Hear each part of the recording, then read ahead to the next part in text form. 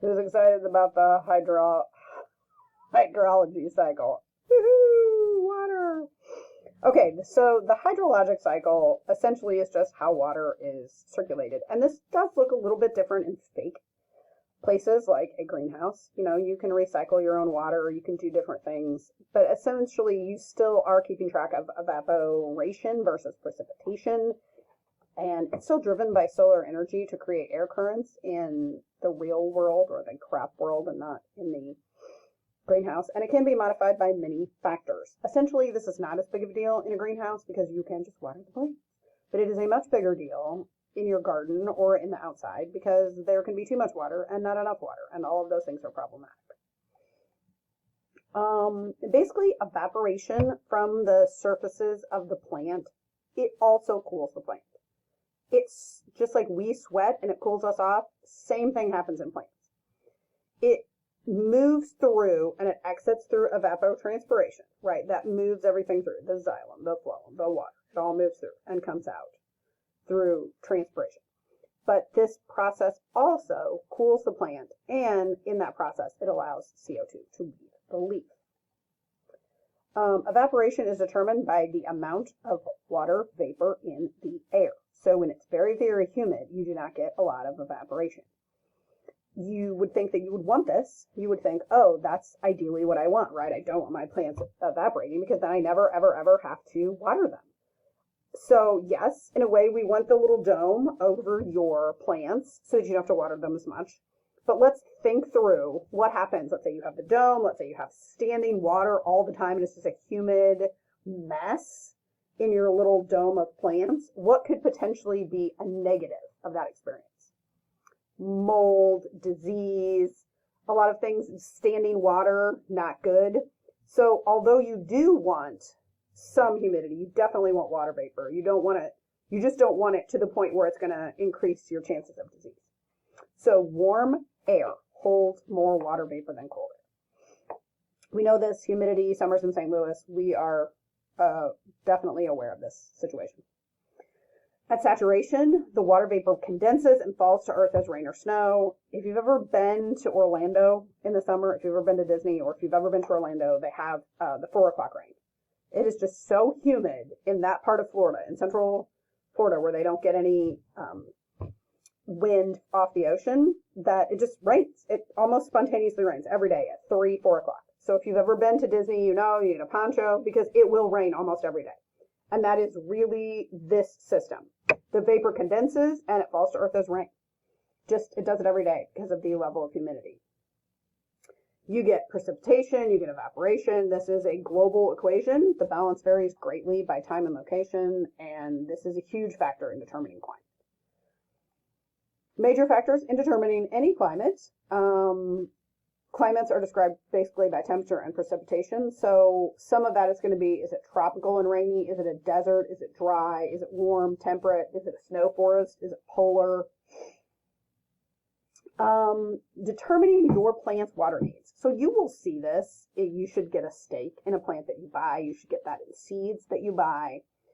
You should just research it and know what is the water need. One of the reasons that we did today, we planted some mostly cacti species, some succulents, cam plants, if you will.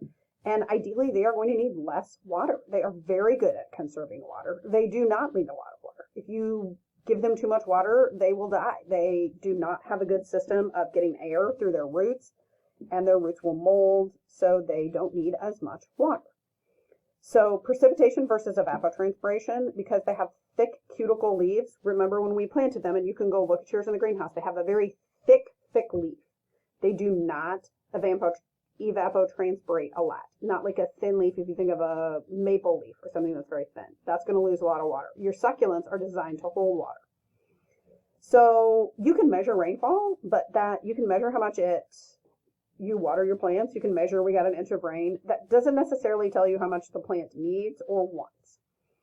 Evapotranspiration, there's a lot of factors to consider in terms of how hot it is, how much the plant needs, is it windy, is it not windy? Relative humidity is huge. But this actually disregards temperature. So your relative humidity in the greenhouse, I don't really know what the number is, but it's not going to tell you as much as vapor pressure deficit. I added a video just a vapor pressure deficit because it's such an interesting concept and it's so important to measure in greenhouses and other areas where we can measure it. It's determined by a lot of factors, including temperature, and it's going to give you a much better idea of the needs of your plant. So it's the vapor pressure of saturated air, and the difference between the vapor pressure deficit is the difference between the vapor pressure of saturated air and the current vapor pressure. So how much could the air hold and how much is it currently holding? That the air at the surface or just below the leaf is saturated. So vapor pressure, let's say, is 86. The vapor pressure deficit is 0.37. So with that, you're going to get a saturated vapor pressure of 1.23 at 10 degrees Celsius. At 30 degrees, you're going to get a higher saturated vapor pressure. Moisture availability. So relative humidity is equal at both temperatures, which doesn't really give you a good concept of how quickly your water is going to evaporate. Vapor pressure deficit is much greater at 30 degrees and is a greater predictor of how much water your plant actually needs. So water loss is going to be a lot greater at 30 degrees Celsius for a number of reasons. So if you were just looking at relative humidity, it wouldn't tell you how much water that your plant needs. Other factors that plants need are crop coefficient. This is how effectively plants use water, and this will be different for every plant. Again, your succulents in the greenhouse, very efficient at water use, extremely efficient. They're going to need less water than if you planted spinach or carrots or radish or sunflowers or whatever else you planted. Your succulent is going to need significantly less water. Precipitation versus what the plant needs. Precipitation should be equal to or a little bit greater than what the plant transpires. Precipitation patterns may not match this if you do not have an artificial system. Thus, you get irrigation. So, large irrigation provides additional water, especially in drier climates. So this can be flood irrigation, where you just, if it's on a hill, you can put the water here and it will flood down the rows. It's called flood irrigation. Furrow irrigation is the same, except you plant your plants on up. If you think of it's called a hip or a row.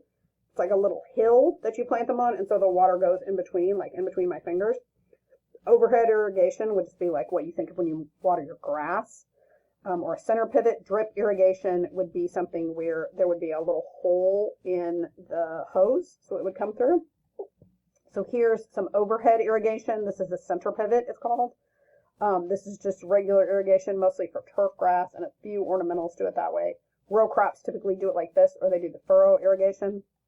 This is drip irrigation. See, this hose will go here and there'll just be a little bit of water that comes out. This really helps with reducing evaporation. It's probably the most efficient way to do this, and we do this more in the horticulture industry than the overall agricultural industry because it wouldn't price out to be able to water plants this way when you're ripping up the field and doing it again every year. But if you have them in pots or something like this, this makes sense.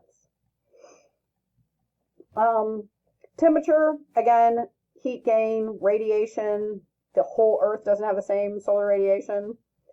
This is modified by latitude, altitude, water vapor. If you're close to a body of water, looking at just places very close together, and this is very evident in California or Florida.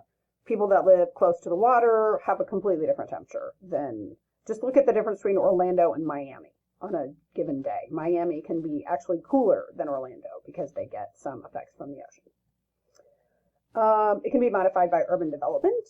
So buildings and pavement, black asphalt at Six Flags, these hold heat. The suitability for growing plant varies year-round in the tropics and subtropics. Seasonally here, we do not grow plants year-round here. It gets cold, so we can't do it.